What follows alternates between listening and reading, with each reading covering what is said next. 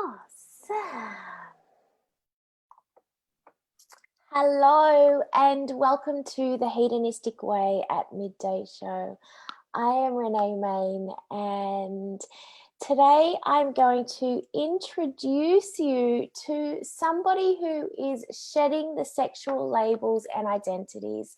She has a deep passion in her soul to teach couples how to move beyond the orgasm and into a deeper, more fulfilling, more epic connection. She wants us to look beyond sexuality and actually see the human. She wants to shut the front door on misunderstanding and the societal pressures around sexuality. She's giving it all the bird and she's inspiring everybody else to do the same. She has danced with mental illness and addiction. She has immersed herself in a plethora of adversity like divorce, eating disorders, and sexual identity. She gets it. She is the creator of Conscious Couples and the Relationship Story podcast, along with her partner, Luke. She is a fierce warrior. She is playful. She is flow. She is discernment. And she's doing the work because she's absolutely dedicated to being completely congruent with everything that she stands for. I welcome Cindra Banks to the show. Hello. That was such a beautiful intro. Hello, everyone. And Renee, thank you so much for having me on your beautiful podcast. It's a pleasure to be on the other end of the podcast recording as well for a change. So yeah, I really appreciate your time and energy and beautiful words as well. So thank you. Oh, you're so welcome. It is quite different, isn't it, when you are on the other side? Because usually, it's you asking the questions and holding the space and creating that container. So tell me, what do you like about being on the other side? I absolutely love speaking. So I love connecting with people and I love hearing people's stories. And I also love giving people a voice for what they do and to share their inspiration and knowledge with more people. Yeah. So we speak on our podcast a lot about sex and pleasure, and we talk to a lot of kind of small business owners and entrepreneurs who have businesses in those areas. So I just love being able to give people a platform as well. And yeah, always up for a chat. So it's always good. Love it. So I want to ask you about, because pleasure is my baby, and I often refer to it as hedonism, and it can be something that people find very self-indulgent, and so it's one of those things that, I always say that people put aside, like dismissing it as not being important. And yet, for me personally, I think it is so important because we're so tapped into, we know what pain is, we know what that is, but yet if pain is just a part of life, why is it that pleasure, which is on the same scale, the same pole of polarity, why is pleasure, why are so many people afraid of pleasure? Oh, such a deep question. I think a lot of it comes from our growing up and our education around sex and pleasure. Yeah. Well, sorry, our non-existent education around Yes. it. Should I say? Yeah. And this is something that we talk about constantly on the podcast. It comes up with almost every single guest, is that we didn't get any education around pleasure, especially if you identify as a female. Yeah. And So how are we meant to know what it is? How are we meant to know how important it is? How are we even meant to know how to do it? Yeah. It's almost a mistake that, like, many women discover their clitoris and discover the pleasure that can come from that, and let alone knowing about different kinds of orgasms and getting to know your body and knowing that it's okay to discover that, but by yourself as well, and not just with your partner if you have one. And it's something doesn't get spoken about, and it's something that it ends up not being a priority if you are in a heterosexual relationship. Often the whole basis of that sexual connection is for the male to ejaculate, and then it's like, cool, it's over. So I think it's a lot around conditioning. It's a lot around education. And, you know, when it comes down to it, so many women are having such a struggle with their body and their worth. And so it's almost if you can't accept yourself and you can't love yourself, then you deny yourself pleasure because you think that you don't deserve it. So I think there's so many layers to it, which is why it's really important for people like us to be talking about this. Yeah, absolutely. I agree. I was listening to a podcast this morning. It was Brene Brown and who was her guest? I want to say Tyron Banks, but if I got that wrong, then forgive me. And something that she said was, and it just landed on me because she's the creator of the Me Too movement. And, you know, so they were talking about shame, and I'm going there because you speak about pleasure and it comes from childhood. And if you think about, I'm going to put, it's a pretty lengthy statement, it's a pretty hefty claim, but I think that every single woman will be abused in some way. If it's not penetrative, it's like it will happen. She will get abused in some way. And so that, and let alone for the people who have been sexually abused or, you know, and have been, you know, or physically abused, you know, so between those two together, like it affects pretty much every woman. And this is not even, you know, throwing in sexual identity as well, and the shame, the confusion, that friggin' Pandora's box. Yeah. So, and something that they said was, you know, talking about shame is because if you've been sexually abused or you've been, you know, pressured or whatever it is, and often abused and not even realized it, you know, as well during teenage years. And sorry, I am actually getting to the point. I'm trying to formulate the words in the best way, but I'm just going to have to fumble my way through it, I think. Where am I going with this? People that have experienced some kind of abuse as a teenager. Yeah, and you're feeling that shame and almost dirty and broken. Yeah. And then I just had that feeling of like, surely that cuts off that I'm not worthy to feel this.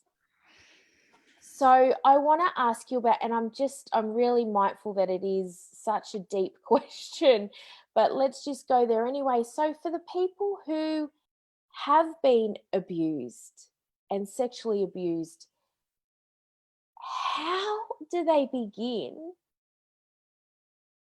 to experience pleasure? I can totally speak to this. I understand what you're saying. I, as a teenager, experienced many types of I guess at the time I thought it was normal because I didn't know anything about my body and I didn't know anything about sex and I didn't know anything about anything. And, you know, there was a couple of times when guys would touch me inappropriately and I wouldn't say no, but I also wouldn't say yes. There was no consent. And there was a time when my boyfriend wanted me to give him oral sex in the car out the front of my house, my parents' house. Romantic, it was really hot. It was really hot. And I was like, no. And he got my head and pushed it down there. And at the time I was like, oh, okay, this must be normal. Yeah, exactly. So looking back, when I was doing some deep healing and when that Me Too stuff did come out, I thought, hang on, I can think of at least 5 incidences with different people where I got taken advantage of and I didn't know. Exactly. So that's massive. And I think you're exactly right. I think most women would have experienced it in some way, shape, or form. That's right. You've been in the club and someone tried to touch your boobs. Or tried to touch your butt. Or anything like that. So I think that is really, I can swear on this podcast, right? Yes, absolutely. Okay. I think that is really fucking hard for any woman to process. Absolutely. In terms of if you have had sexual trauma, where to go, I mean, it's such a long road to go from that to pleasure. Yes. And even for myself, it was just the self-acceptance piece was vital. And I had to go to the absolute bottom of bottoms to know that I needed to work on self-acceptance. So you briefly mentioned in my intro, I had an eating disorder for a long time, undiagnosed. And then that kind of escalated into depression and anxiety. I was having regular panic attacks.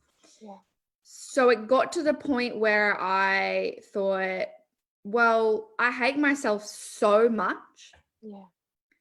What's the point? And I wasn't suicidal, but I was almost like, well, what's the point of life? What is the point of my life if I'm going to feel like this?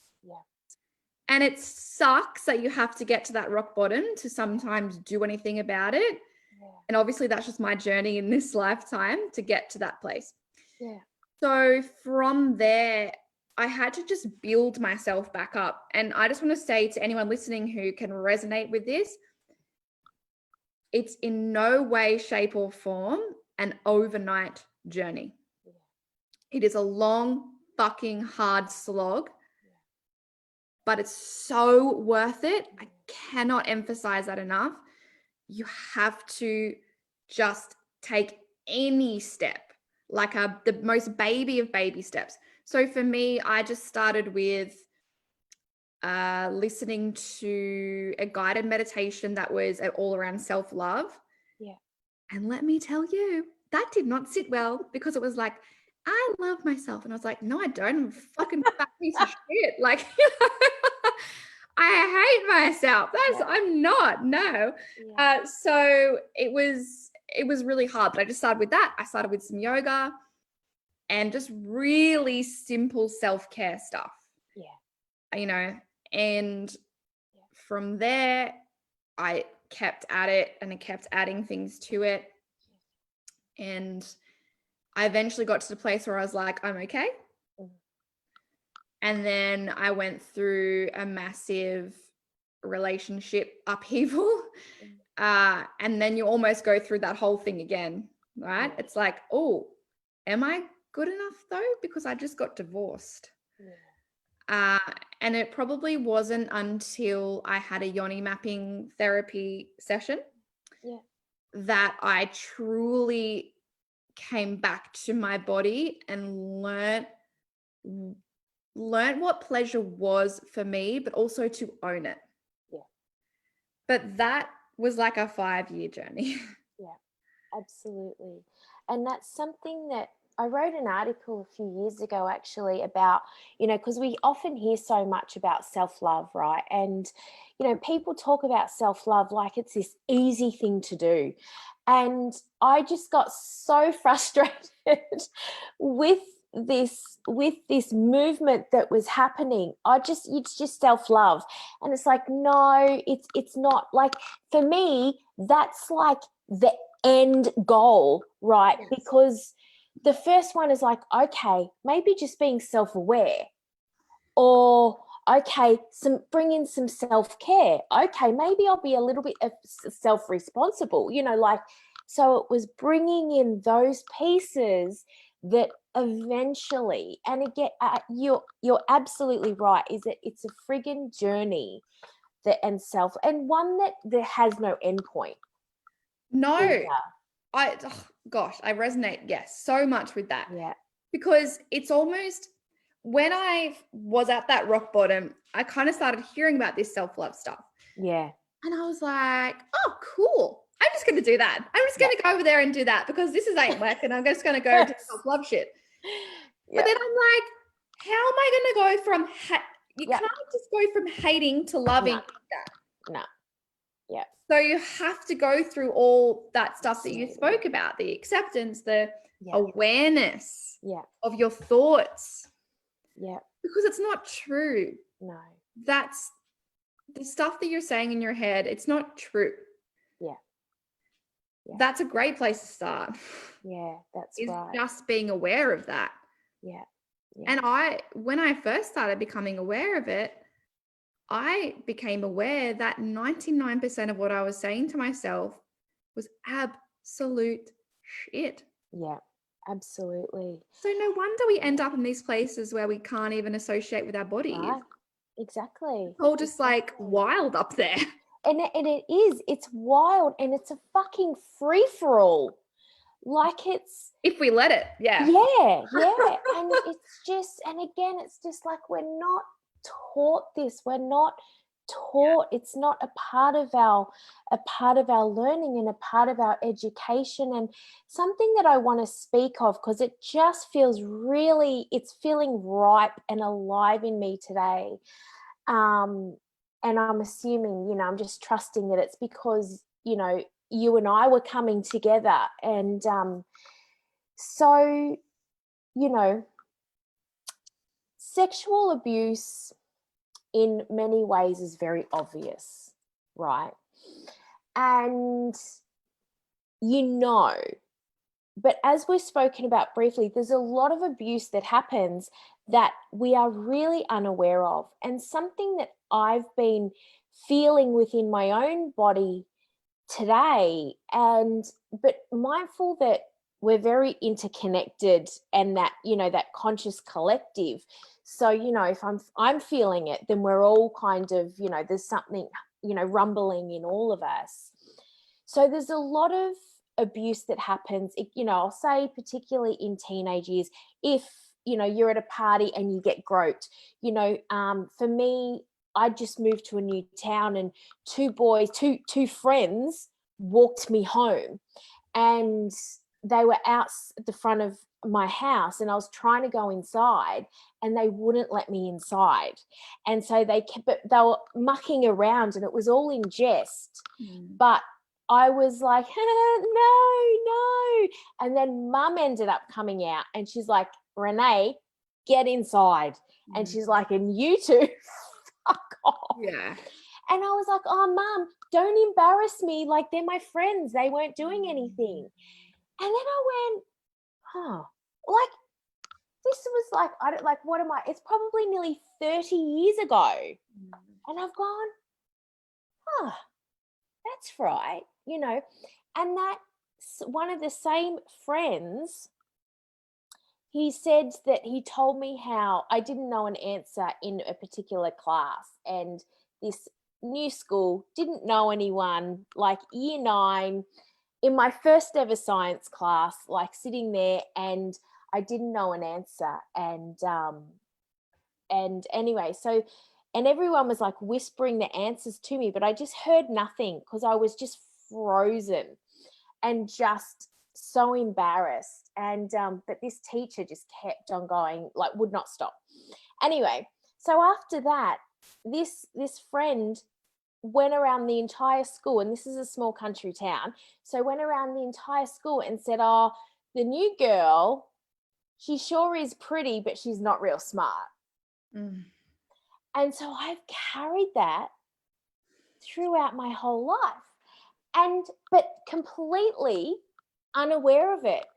And in the background of my subconscious, I've got this feeling of going, okay, it's this been playing out. So I've been playing with that a lot lately, because he is everything that I hate, but yet obviously it's in my journey of this unfolding. But I feel like it's something that I want to speak to, because it's something that's not spoken about. And that is how sometimes the people in our closest circle and our friends and our family, and the obvious stuff is obvious, right? The obvious pain, the obvious abuse, whatever it is.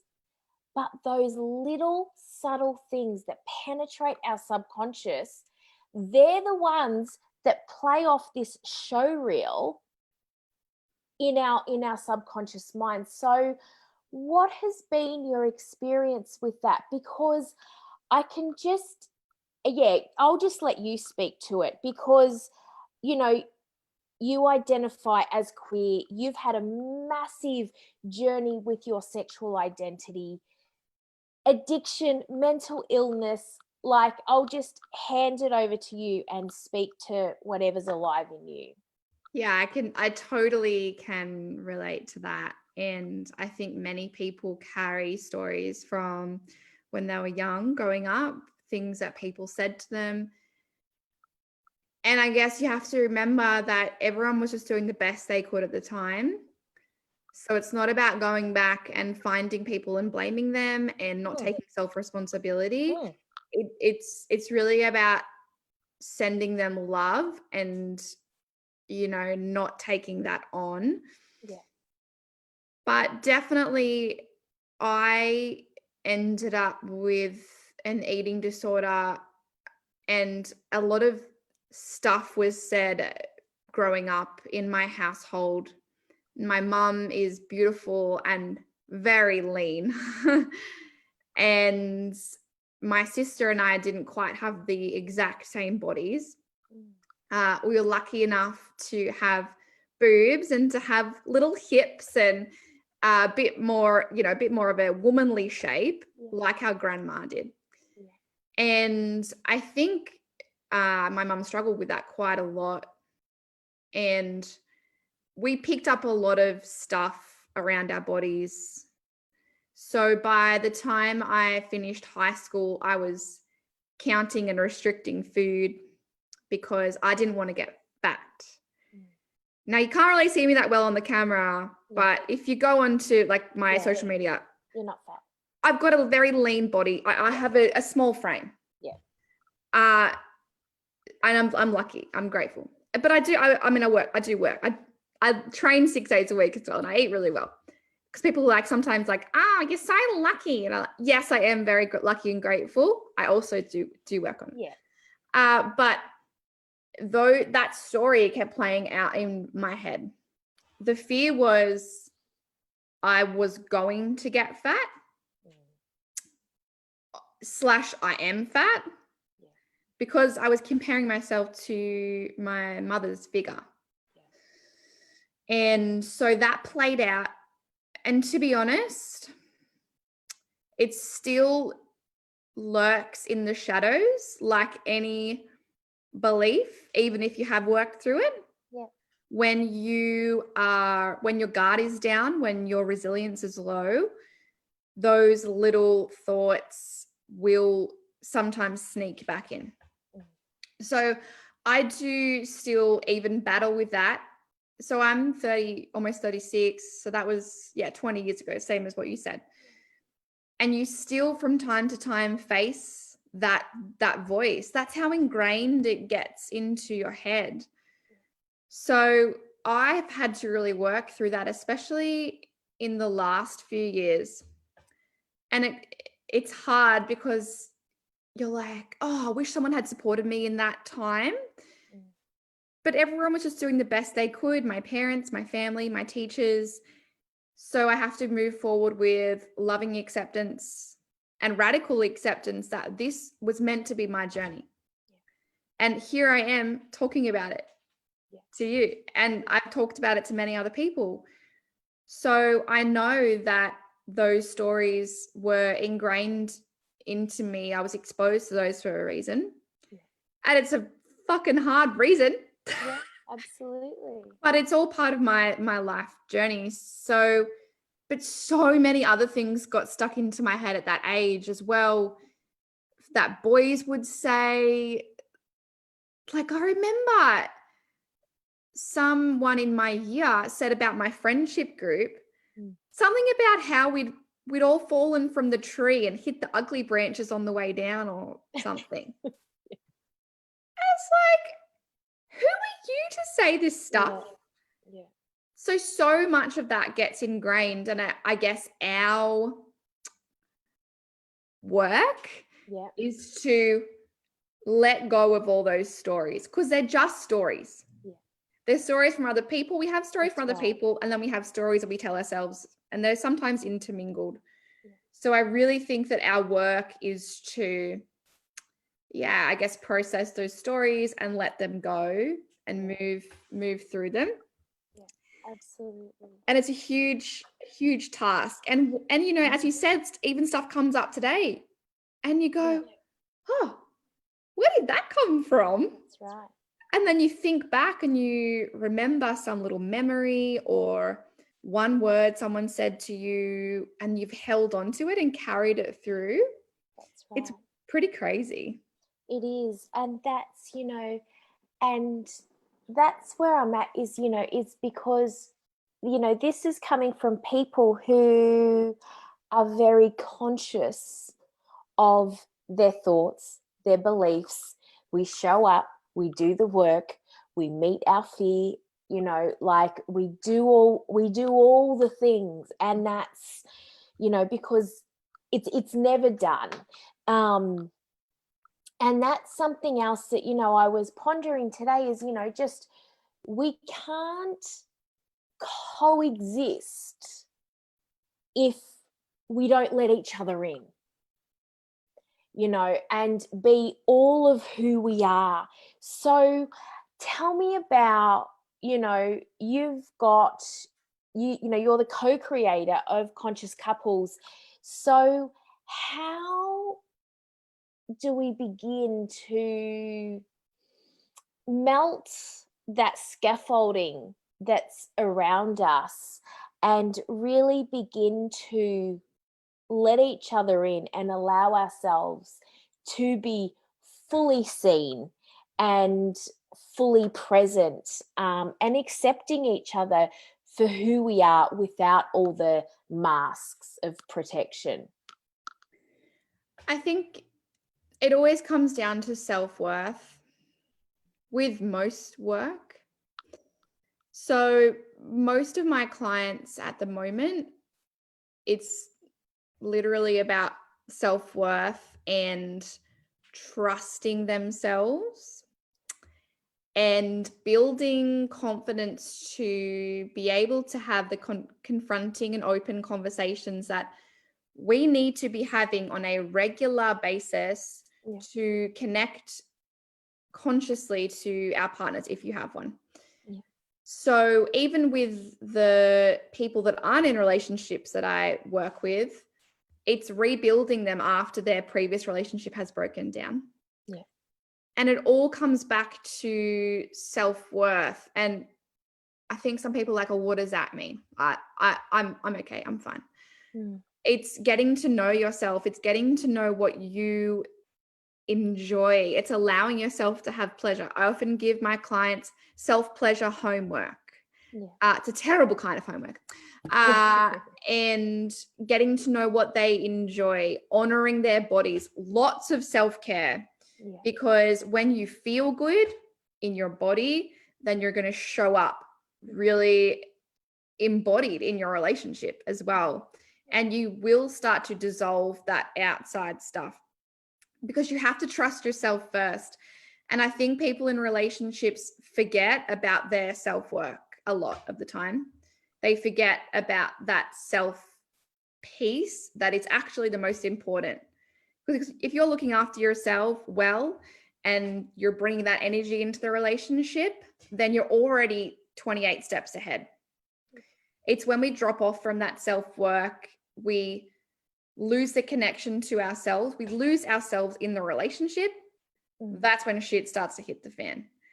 And both my partner and I, who run the business, have had experiences with that. We're both divorced, and in our previous long-term relationships, we found ourselves in this place where we didn't even know ourselves anymore.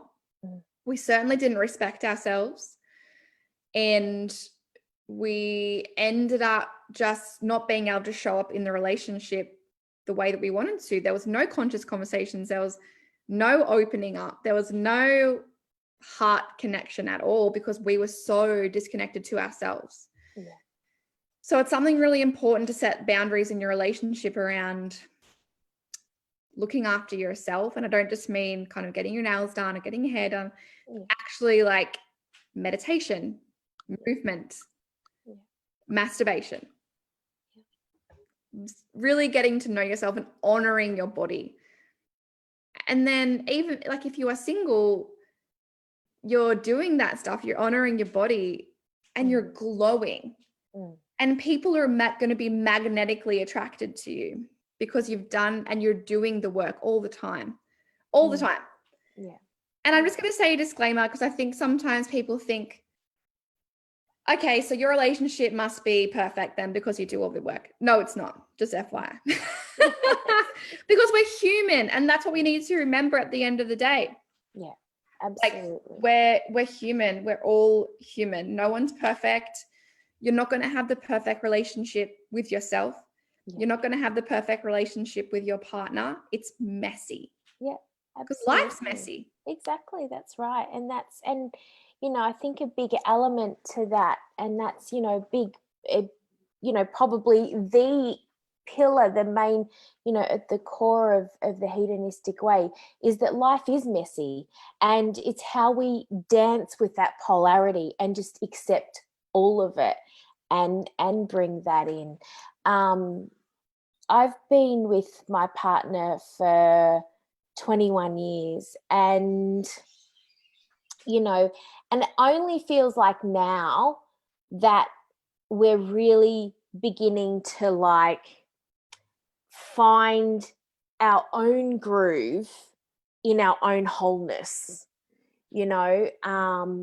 because so much of it is, you come together, you bring your past beliefs, they bring their past beliefs. You start off at one point in your life, like who I was when I was 21 is totally different to who I friggin' am at how I just turned 43, so totally different. Yeah. So, let's talk about that, because why is having conscious conversations in a relationship so important, and how does that correlate to having better sex? Oh, yes. Just yes. Okay, let me just talk about my background a little bit. I sucked at talking about my feelings. Yeah. I was the person who grew up not knowing or understanding how to express myself emotionally. Yeah. And in my household, everything was fine. Yeah. It's fine. Yeah. Stop crying, it's fine. Don't be angry, it's fine. Yeah. Etc. So it was really hard for me in my previous relationships to be able to express myself honestly and openly, which led to huge conflict. Because if you aren't able to be open, transparent, vulnerable with your partner, there is going to be conflict because they don't understand, they can't see in your head. No, that's right. They can't see in your head. They can't see in your head. They can't see in your heart. They can't read your mind unless they're a psychic. But in that case, even then, you probably still need to communicate in your own words. So that's kind of been my past. And I've really worked on that piece in between my divorce and meeting Luke. Even in my psychologist had me like she's like, bring your yoga mat in, because it's like your home. So bring it in. Yeah. And she just got me to lay on the floor and just cry. Yeah. Because I couldn't even do that. I was kind of holding on to it all. Yeah. So before I met Luke, I kind of started to think about what my ideal relationship would be. And I knew that the conscious conversations and really open, confronting conversations needed to be part of that from day dot. Yeah. Because I had seen like not having those conversations where that ended up. Yeah. And it wasn't a good time. Yeah. So I knew moving forward, I had to have these, no matter how uncomfortable I was sitting in that space. Yeah. And honestly, if you can't say the words, write it down, record it, voice memo, anything to begin with. Yeah. So when I met Luke, I walked in with quite a lot of confidence and just knowing I had to make this different this time. So we had all of the confronting conversations up front. We had the conversation around non-monogamy because we're in an open relationship. Yeah. I had the conversation around my sexuality because I identify as sexually fluid. We had the conversation around children because I don't want to have my own kids and he already has kids. Yeah. So the conversation around parenting, we had all of the conversations right up front. Yeah. And instantly it was like all of our armor had been taken off and we were just seeing each other as humans and soul to soul connection from those conscious conversations. Yeah.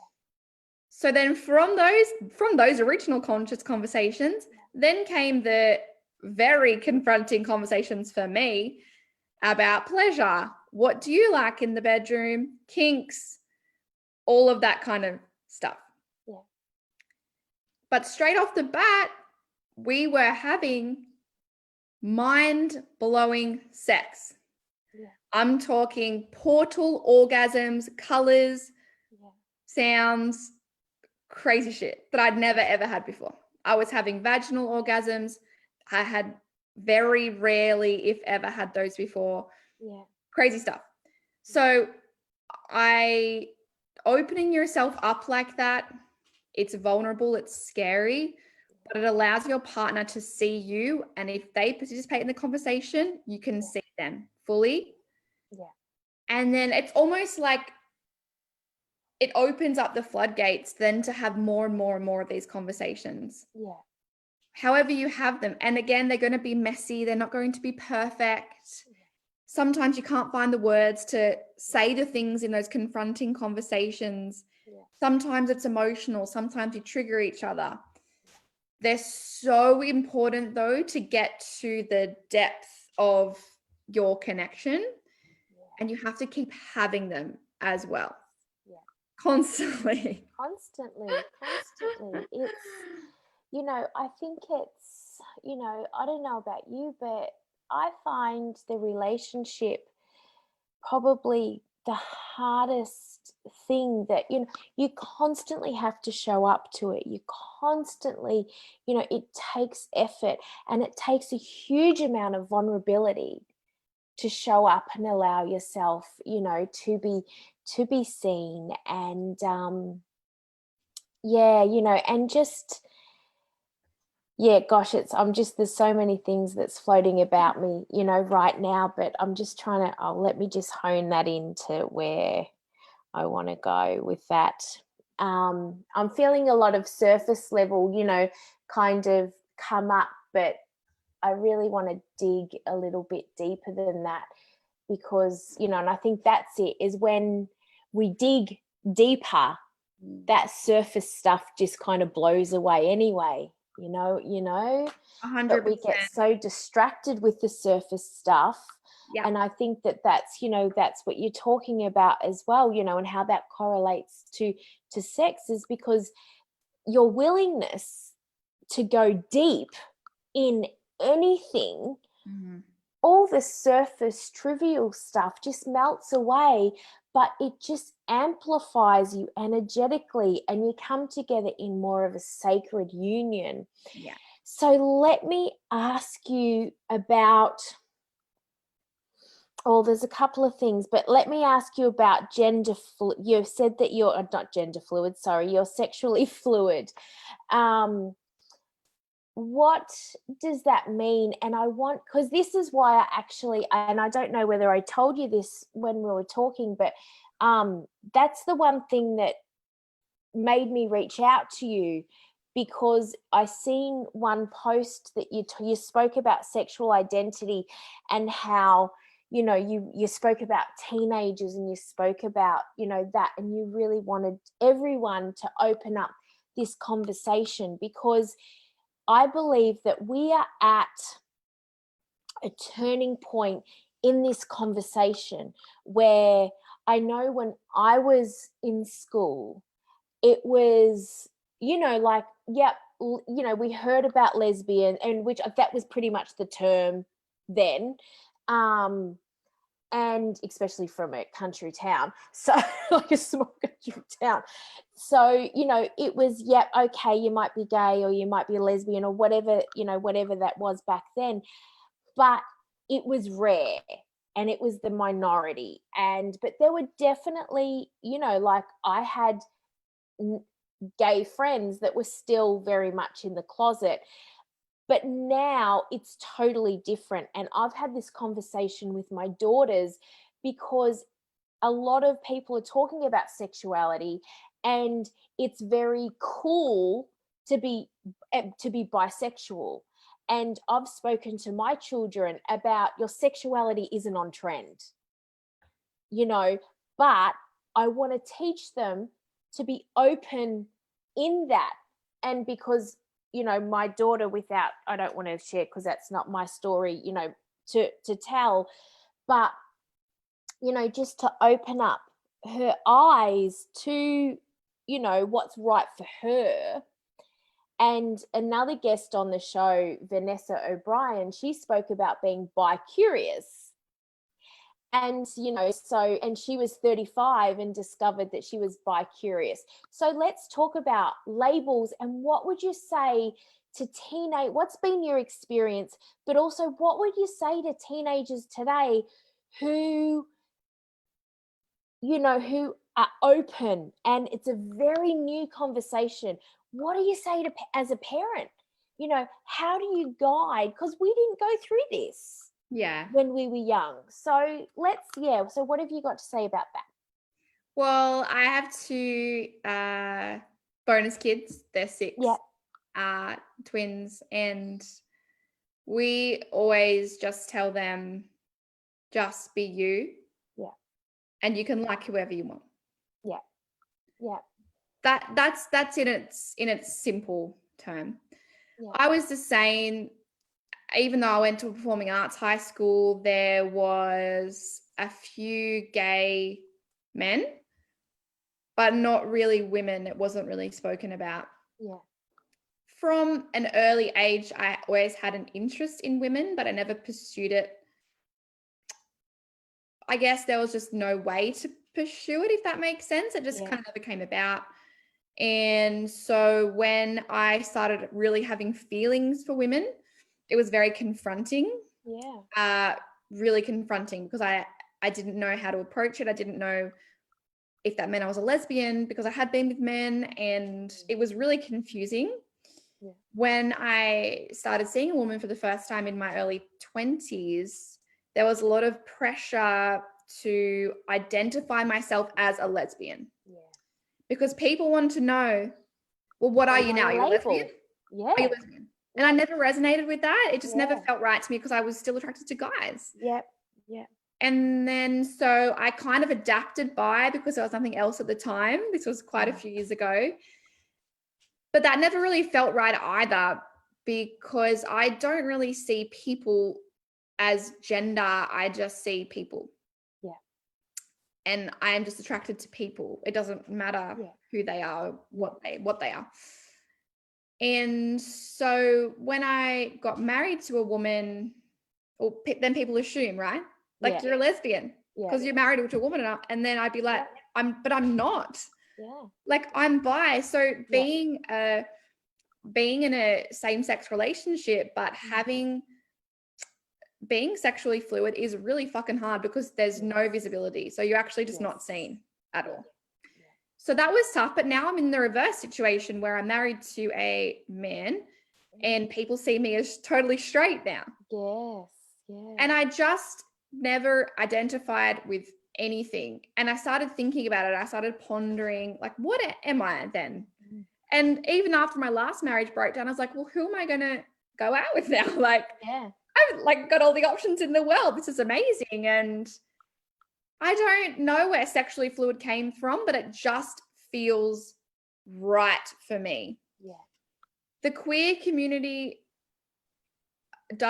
can find it difficult, depending on where you are and that kind of thing, to accept people that are in heterosexual relationships. Yeah. Or hetero-presenting relationships, because my partner's sexually fluid as well. Yeah. And so I'm like, sexually fluid just feels it really resonates with me. It allows me to be who I am in the moment. Yeah. And I'm not confined to a label. And people can call me queer or a pansexual as well, is okay. If they need to put me in the box. Yeah. I'm happy to go with queer. I'm happy to go with pan. Pan just means you love anyone, whatever and everything that they are. Yeah. And I just love sexually fluid. It feels comfortable for me. And I think if I was... And it's like you can just move with it. You know? Because life is fluid. Yeah. Life is fluid. Love is fluid. Yeah. Sex is fluid. Yeah. And I'd even go so far as to say gender is fluid. That's a whole other conversation.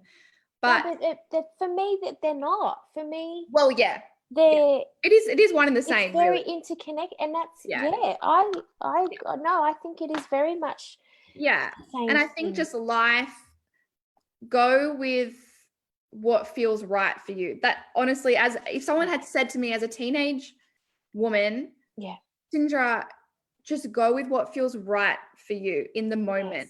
Yeah. You don't have to be under a label.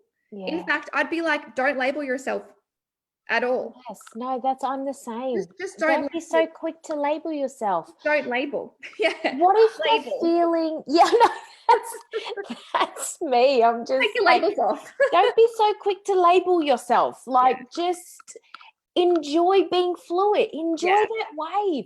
Enjoy that fucking exploration. Like, that's the gold. That's the beauty right there. There's so much self-discovery from that place. Yeah. What do you do? But this is the societal pressure, right? Because we love labels. So when people are feeling that societal pressure to label themselves, and whether it's race, gender, sexuality, what do you say to that? Is how, when we feel that societal pressure to label ourselves, what is your advice? I'm sticking up my finger because I like, fuck it. Yeah. Just be you. Just own it. Yeah. And if someone wants to put you in a label, that's their story. Yeah. And that's the key point there, isn't it? Is when you're in the, there's those moments where you can give people the bird, and you can, and I would, in my community, I would say, you stand in your intuitive dominatrix and you give them the bird because you are completely fucking unapologetic for who you are. But in those quiet moments where on those particular days where you are wavering and you are, you're not feeling as confident, because there's a certain amount of confidence and strength to know yourself and to hold your own soul, to give people the bird and not conform. what do you do on those days when you are wavering? I usually use it as an opportunity to educate and inform people if they're open to it. And I don't give anyone the bird, but I would like to. Sometimes I just do it in my head. Yeah.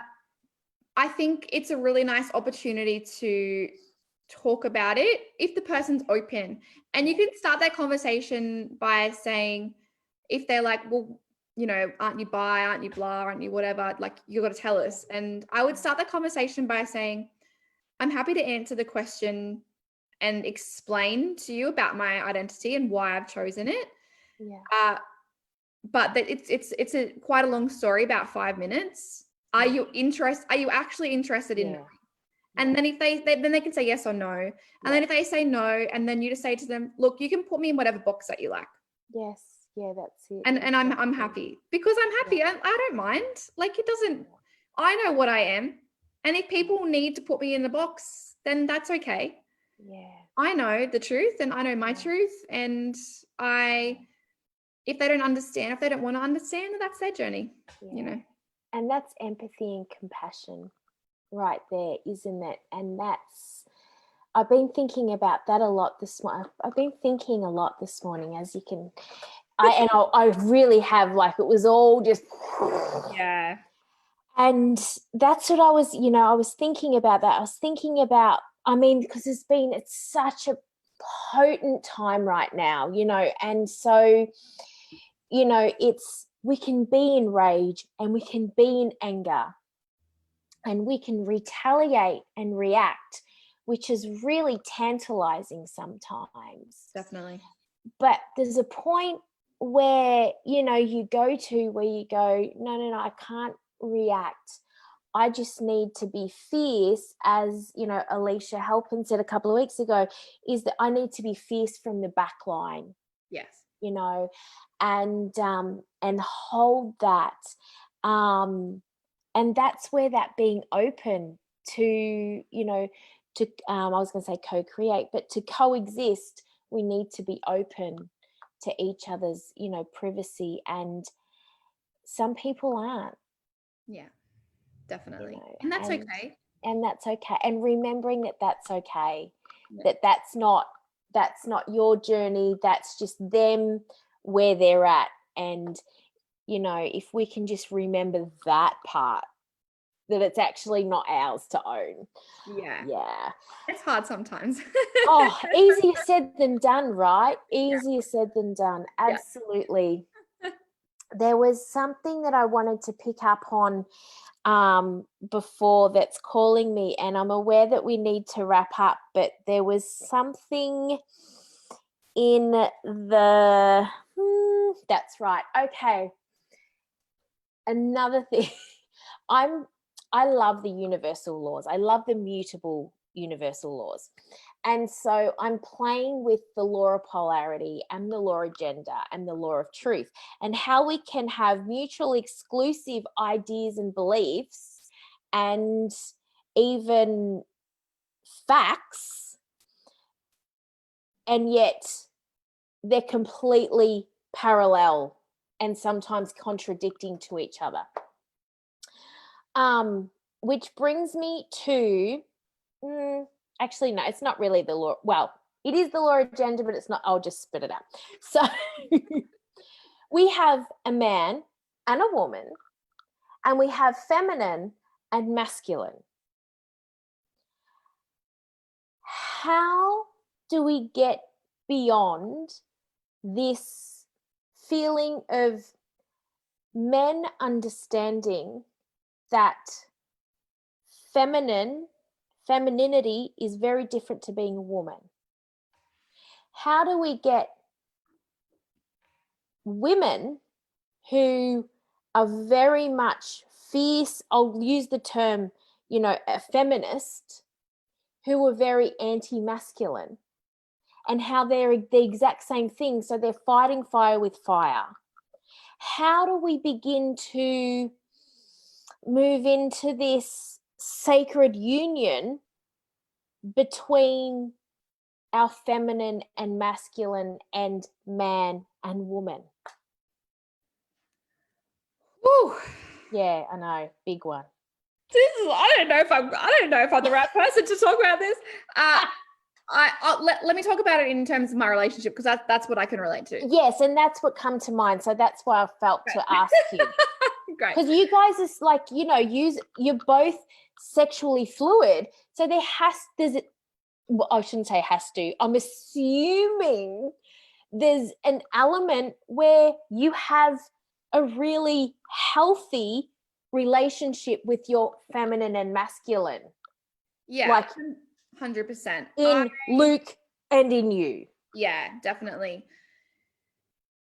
Luke is not afraid to be in his feminine, which I think for men is the number one thing they have to overcome when it comes to talking about this stuff. Yeah.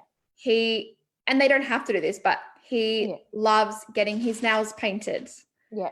And like bright glittery colors. Yeah. And he loves dancing and wearing any color. And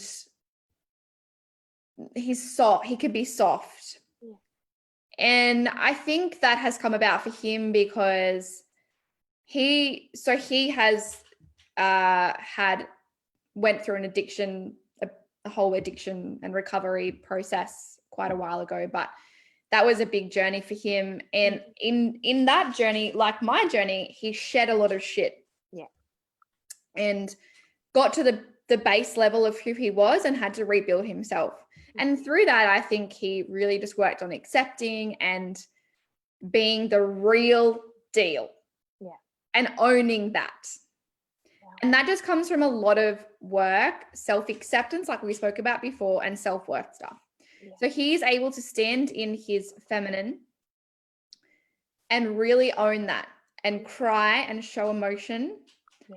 And it doesn't distract, or it doesn't mean that he's weak or anything. He knows that at his core level. Yeah.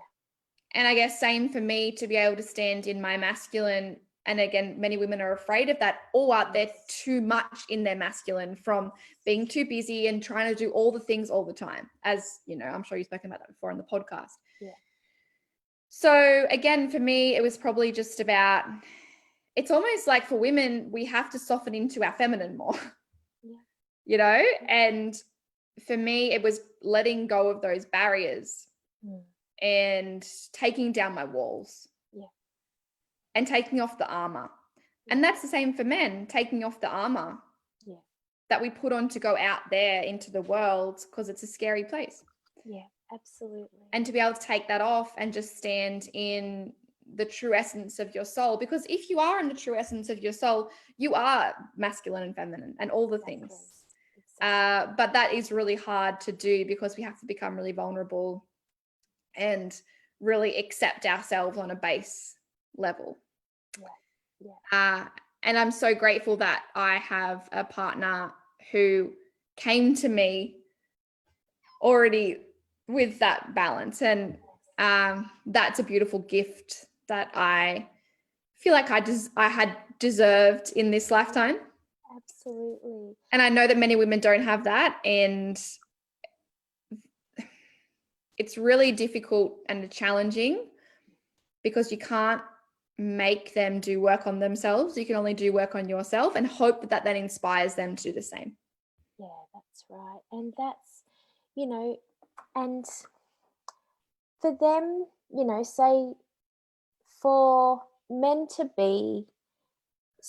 feel safe in their feminine, sometimes they need to be held in the masculine within a woman, and sometimes, so it's about, having the ability to hold each other in that intensity, in that everything.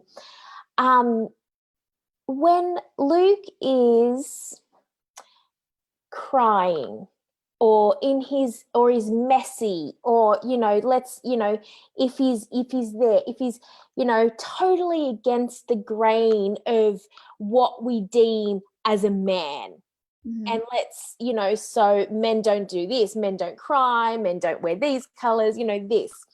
So when he is fully messy, crying, whatever, let's say in his feminine, but yeah, without even that label, doesn't even feel right. But anyway, that's a whole nother podcast. On a scale of 1 to 10, how much is he sexy as fuck? Oh my God, so much. And honestly, my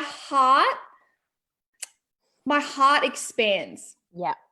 In that space. Yeah. My heart just like is so open for him, and sometimes holding space, sometimes not, depending on what's going on. But yeah, so attractive. So attractive. Isn't like, it? oh my God. Yeah, because it's beautiful to witness that in someone else. Yeah. And he's the same when I show emotions and move through my stuff. He's so proud of me. Yeah. And he's just like, fuck, babe. Like, I'm so proud of you and I just love you so much. And it's just like, it just opens up this whole other level of connection. Yeah. And that was probably our biggest, poignant times. And I'll say for me, stepping into my full primal wild woman. Yeah. Where you're totally fucking messy and totally ugly, and I realized, and I was, it was during Dancing Eros, where and you're witnessing other people, and I was like, oh, everything my whole life that I've thought was completely like, beauty was a certain way, and you can't be ugly, and you can't be this, and you can't be angry, and all of these things that I'd been so afraid of and put a cap on. And I was like, fuck, this is sexy as fuck. Like, this is glorious. And, and that's always, I knew it was a loaded question because I knew what you were going to say. Like, it is so beautiful and so sexy. And it's just all things all at once, isn't it? And for me, that's the core of everything, is allowing yourself to be seen in that. Yes. And okay, we need to wrap up. I just want to tell you one more little thing. Go. So I was asking my daughter, who was probably about maybe 10 at the time, and my younger daughter, and it was one of those, like, questions about ask your kids these, and so it was, what's love? And or how do you know when you love someone? And her answer was one line, no explanation, nothing. How do you know when you love someone? When you can forgive them. Oh, stunning. Isn't it? Isn't that something? I was just like, huh? What? Yeah. And then it's you have to accept yourself fully. Yeah. And you also have to accept your partner. Yeah. And accept that we're all human and we're all going to fuck up. Yeah. You can't have the perfect relationship. You're going to fuck up. Yeah. Many times. Exactly. Many, many times. So you got to get fast at forgiving yourself. Yes. And fast at forgiving them. Yeah, absolutely. And then most of it comes down to like the forgiveness of self, I find, and it's a piece that we often forget. Exactly. That's right. One last question. What is turning you on at the moment? Well, we have an open relationship and we dive in and out of that because, like, it's lots of time. It's time consuming. Yeah, but yeah. Would be. Sorry, I'm like, oh man. Time consuming. It feels hard. And our relationship is the primary relationship, and we have a business, and we have anyway, we have a lot. But diving into that at the moment and meeting new people, which I love. As I said, coming full circle, I said at the start of this podcast, I love podcasting because I love connecting with people and I love talking with people. and getting to meet new people. So that for me is what our open relationship is, and being able to connect with really cool people, like-minded people, and if it doesn't turn into anything, then I've made so many friends, amazing friends through that situation. So right now, that for me is like really turning me on. It's really filling us up as a couple, and it's really filling me up, and I'm really, really enjoying that. So yeah, it's awesome. Yeah. Yeah, I love that. And that's I spoke about, being in an open relationship with Mia Moore on the show. It was last year sometime, and she was sharing with us that often in an open relationship, it's like minimal, like it's not even about the sex. It's definitely not.